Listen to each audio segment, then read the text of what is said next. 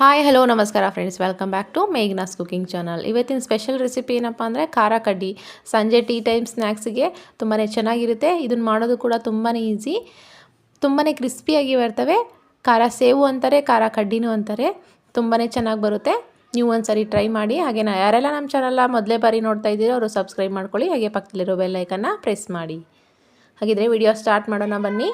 ಮೊದಲಿಗೆ ಒಂದು ತಟ್ಟೆನ ತೊಗೋತಾ ಇದ್ದೀನಿ. ಅದಕ್ಕೆ 2 ಬೌಲ್ ಆಗೋಷ್ಟು ಹಸಿ ಕಡಲೆ ಹಿಟ್ಟು, ಅಂದರೆ ನಾವು ಬಜ್ಜಿ ಬೋಂಡಾಗೆಲ್ಲ ಬಳಸ್ತೀವಲ್ಲ ಆ ಕಡಲೆ ಹಿಟ್ಟನ್ನ ಹಾಕ್ತಾಯಿದ್ದೀನಿ. ಹಾಗೆ 2 ಟೇಬಲ್ ಸ್ಪೂನಷ್ಟು ಅಕ್ಕಿ ಹಿಟ್ಟನ್ನು ಕೂಡ ಹಾಕ್ತಾಯಿದ್ದೀನಿ. ಅಕ್ಕಿ ಹಿಟ್ಟನ್ನ ಹಾಕ್ಕೊಂಡ್ರೆ ತುಂಬಾ ಕ್ರಿಸ್ಪಿಯಾಗಿ ಚೆನ್ನಾಗಿ ಬರ್ತವೆ. ಹಾಗೆ ರುಚಿಗೆ ತಕ್ಕಷ್ಟು ಸ್ವಲ್ಪ ಉಪ್ಪನ್ನು ಹಾಕಿ ಚೀಟಿಕೆಯಷ್ಟು ಅರಿಶಿನ ಪುಡಿನ ಹಾಕ್ತಾಯಿದ್ದೀನಿ. ಹಾಗೆ ಇಲ್ಲಿ ಓಂಕಾಳನ್ನ ಬಳಸ್ತಾ ಇದ್ದೀನಿ. 1 ಟೇಬಲ್ ಸ್ಪೂನಷ್ಟು ಓಂಕಾಳನ್ನ ತೊಗೊಂಡ್ಬಿಟ್ಟು ಸ್ವಲ್ಪ ಉಜ್ಜಿಬಿಟ್ಟು ಹಾಕಬೇಕು. ಹೀಗೆ ಉಜ್ಜಿ ಹಾಕ್ಕೊಳ್ಳೋದ್ರಿಂದ ತುಂಬಾ ಘಮ ಚೆನ್ನಾಗಿ ಬರುತ್ತೆ. ನಂತರ ಇಲ್ಲಿ ಖಾರಕ್ಕೆ ಅರ್ಧ ಟೇಬಲ್ ಸ್ಪೂನಷ್ಟು ಅಚ್ಚ ಖಾರದ ಪುಡಿ ಹಾಕ್ತಾಯಿದ್ದೀನಿ. ಜಾಸ್ತಿ ಖಾರದ ಪುಡಿ ಹಾಕೊಂಡ್ಬಿಟ್ರೆ ಅದೇ ಸ್ಮೆಲ್ಲು ಬಂದಂಗೆ ಆಗುತ್ತೆ, ಹಾಗಾಗಿ ನೋಡಿ ಹಾಕ್ಕೊಳ್ಳಿ. ಹಾಗೆ ಅರ್ಧ ಟೇಬಲ್ ಸ್ಪೂನಷ್ಟು ಇಂಗನ್ನ ಹಾಕ್ತಾಯಿದ್ದೀನಿ. ಇಂಗನ್ನು ಹಾಕೋದ್ರಿಂದ ತುಂಬಾ ಟೇಸ್ಟಿ ಹಾಗೆ ಕ್ರಿಸ್ಪಿಯಾಗಿ ಬರ್ತವೆ. ಒಂದ್ಸಾರಿ ಡ್ರೈ ಮಿಕ್ಸ್ ಮಾಡ್ಕೊಂಬಿಟ್ಟು ಸ್ವಲ್ಪದಾಗೆ ನೀರನ್ನ ಹಾಕ್ಕೊಂಡು ಚೆನ್ನಾಗಿ ಕಲಿಸ್ಕೋಬೇಕು. ತೀರಾ ಮೆದುವಾಗಿ ಕಲಿಸ್ಬಾರ್ದು, ಹಾಗೆ ತೀರಾ ಗಟ್ಟಿಯಾಗಿಯೂ ಕಲಿಸ್ಬಾರ್ದು. ಈ ರೀತಿ ಈ ಕನ್ಸಿಸ್ಟೆನ್ಸಿಲಿ ಕರೆಕ್ಟಾಗಿ ಕಲಿಸ್ಕೊಂಡ್ಬಿಟ್ರೆ ನಮಗೆ ಪ್ರೆಸ್ ಮಾಡೋಕ್ಕೆ ಈಸಿ ಆಗಬೇಕು. ಆ ರೀತಿ ಕಲಿಸ್ಕೊಂಡು ಕೊನೆಯದಾಗಿ ಎಣ್ಣೆನ ಹಚ್ಬಿಟ್ಟು ಚೆನ್ನಾಗಿ ನಾದ್ಕೋಬೇಕು. ಕಲಿಸ್ಬೇಕಾದ್ರೇ ಎಣ್ಣೆನ ಹಾಕೊಂಡ್ಬಿಟ್ರೆ ಜಾಸ್ತಿ ಎಣ್ಣೆ ಹೀರುತ್ತೆ ಸೇವು ಅಥವಾ ಖಾರ ಕಡ್ಡಿ.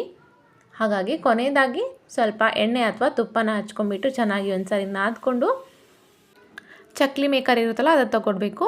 ಅದಕ್ಕೆ ನಾನಿಲ್ಲಿ 3 ಹೋಲ್ ಇರೋಂಥ ಸ್ವಲ್ಪ ದೊಡ್ಡದಾಗಿ ಹೋಲ್ ಇರೋಂತಹ ಬಿಲ್ಲೆನ ನಾನು ಬಳಸ್ತಾ ಇದ್ದೀನಿ. ಇದಕ್ಕೆ ಸ್ವಲ್ಪ ಎಣ್ಣೆನ ಹಚ್ಬಿಟ್ಟು ನಂತರ ಈ ಹಿಟ್ಟನ್ನ ಹಾಕಬೇಕು. ಹಾಗೆ ಪಕ್ಕಕ್ಕೇ ಎಣ್ಣೆ ಕಾಯಕ್ಕೆ ಇಟ್ಟಿದ್ದೀನಿ. ಎಣ್ಣೆ ಮೀಡಿಯಮ್ ಫ್ಲೇಮಲ್ಲಿ ಚೆನ್ನಾಗಿ ಕಾದಿದೆ. ಹಾಗೆ ಹೈ ಫ್ಲೇಮಲ್ಲಿ ಇಟ್ಕೊಂಡು ಈ ರೀತಿ ಪ್ರೆಸ್ ಮಾಡಬೇಕು.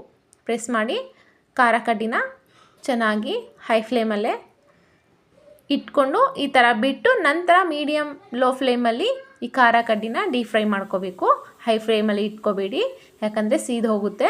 ಹಾಗೆ ಒಳಗಡೆನೇ ಹಸಿಯಾಗಿ ಇದ್ದು ಕ್ರಿಸ್ಪಿಯಾಗಿ ಬರೋದಿಲ್ಲ. ತುಂಬ ದಿನ ಸ್ಟೋರೇಜ್ ಮಾಡ್ಕೊಳಕ್ಕೂ ಸರಿ ಹೋಗಲ್ಲ.